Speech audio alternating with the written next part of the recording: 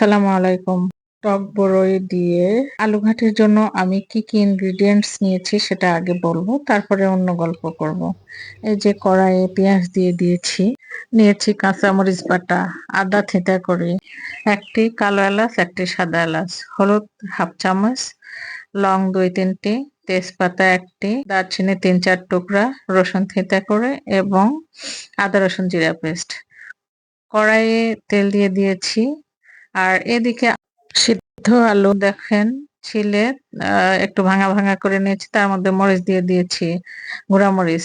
বাগার দেওয়ার সময় কিছু রসুনও থেঁতা করে দিয়েছি, এর মধ্যে তেজপাতাও দিয়ে দিচ্ছি। এখন পেঁয়াজগুলো ভেজে ব্রাউন হওয়া পর্যন্ত ওয়েট করব। ওই মশলাগুলোর মধ্যে একটু পানি সহকারে এটা এর মধ্যে ঢেলে দিলাম পেঁয়াজের মধ্যে। অন্যদিকে আমি একটা ডিম লবণ এবং হলুদ একটু সামান্য গুঁড়ামরিচ দিয়ে ভেজে নিচ্ছি। এই যে একদিকে মশলাগুলো কষাচ্ছি, এগুলো কষানো হয়ে যাচ্ছে। যখন ফুটে উঠবে, মশলাগুলো কষানো হয়ে যাবে, তখন এর মধ্যে আলুগুলো দিয়ে দিব। আমি ডিম ভাজিটা কেটে কেটে নিচ্ছি ছোট ছোট পিস করে। এটা যখন আলু ঘাঁটির মধ্যে দেওয়া হয় খুবই টেস্ট হয়। ডিমগুলো তুলে নিচ্ছি। এখন এর মধ্যে আবার কিছু কুমড়া বড়ি ভেজে নেব। মশলাগুলো প্রায় কষে এসেছে, এখন এর মধ্যে আলুগুলো ঢেলে দেব। দেখুন, আলুগুলো কিন্তু আমি ম্যাশ করিনি পুরোপুরি, এটা দানাদার রেখেছি, একটু ভেঙে ভেঙে নিয়েছি। এর মধ্যে দিয়ে এগুলো নেড়েচেড়ে এই যে একত্র করে নিয়েছি। সুন্দর কালার এসেছে এবং যে ঘ্রাণ বের হয়েছে, আপনারা তো ঘ্রাণ শুনতে পাচ্ছেন না, আমি অনুভব করতে পারছি। আস্ত ডিম 3টা সিদ্ধ করে সামান্য হলুদের তেলে গড়িয়ে নিয়েছি। এখন এই যে কষাচ্ছি আলুগুলো, এগুলো কষানোর সময় হাত বন্ধ রাখা যাবে না। হাত বন্ধ রাখলে আলুগুলো নিচে লেগে যাবে, পুড়ে পুড়ে যাবে, তখন আর স্বাদ থাকবে না। নাড়তেই থাকতে হবে।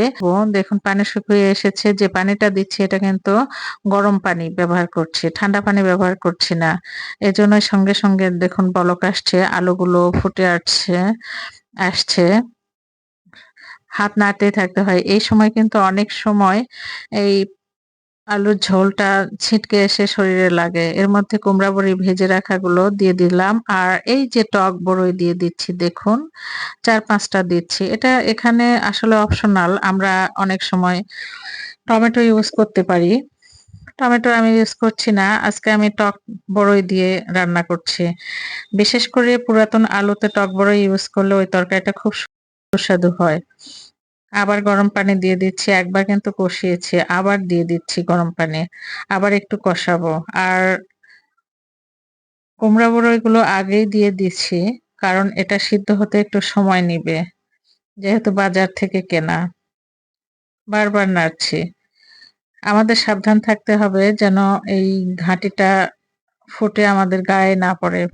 গায়ে পড়লে অনেক সময় ফোস্কা উঠে যায় মহিলাদের। আবার একটু পানি দিয়ে দিলাম, প্রায় ঝোল দিয়ে দিয়েছি। এর মধ্যে আস্ত ডিমগুলোও দিয়ে দিচ্ছি ছেড়ে। আর ওই ভেজে রাখা ডিমগুলোও দিয়ে দিচ্ছি। আস্ত ডিমটা দেখেই শান্তি লাগে। আর ভেজে রাখা ডিমটা দিলে স্বাদটা অন্য লেভেলে চলে যায়। দেখুন, দেখতেও চমৎকার হয়েছে। আমার রান্না প্রায় হয়ে আসছে। এগুলো আরো ঘন হয়ে আসবে। পানিগুলো ফুটতে ফুটতে আলুগুলো সুন্দর একটা গ্রেভিনেস এর মধ্যে দেখা দেবে। দেখুন আমি দেখাচ্ছি। পানি পানি থাকলে কিন্তু খুব একটা স্বাদ লাগবে না। আবার একদমই ঘন করা যাবে না, কারণ ঠান্ডা হয়ে গেলে আলুগুলো বাষ্প টেনে নিয়ে বা পানিগুলো টেনে নিয়ে তরকারিটা একদমই শুকিয়ে যায়। এইজন্য একটা নির্দিষ্ট লেভেলের ঘনত্ব এটা এই ঘাঁটিতে রাখতে হবে। এই যে দেখাচ্ছি বারবার ঘনত্ব আমি দেখছি, চেক করছি। বড়ইগুলোর মধ্যে তরকারির ঝোল ঢুকে টোপা টোপা হয়েছে দেখুন। সুন্দর কালার, সুন্দর ঘ্রাণ। এখন লাস্টে নামানোর পূর্বে কিছু ধনেপাতা দিয়ে দিচ্ছি। ধনেপাতা দিলে আরো সুন্দর ঘ্রাণ আসে, খাইতেও অনেক টেস্ট হয়। আপনারা একবার এটা বাসায় টেস্ট করে দেখতে পারেন। চেষ্টা করবেন যাতে এভাবে রান্না করা যায়। পুরো রান্নার প্রক্রিয়াটি সম্পন্ন হতে প্রায় আধা ঘন্টা থেকে 45 মিনিটের মতো সময় লাগে। এটা যে কোনো সময় করা যায়, তৃপ্তি করে খাওয়া যায়।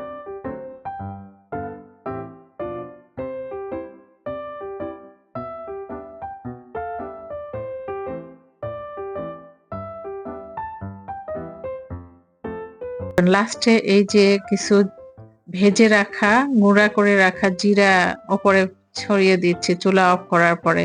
জিরাগুলো ভেজে গুঁড়ো করে নিয়েছি, এটা এর উপরে ছড়িয়ে দিচ্ছি সুন্দর ঘ্রাণের জন্য।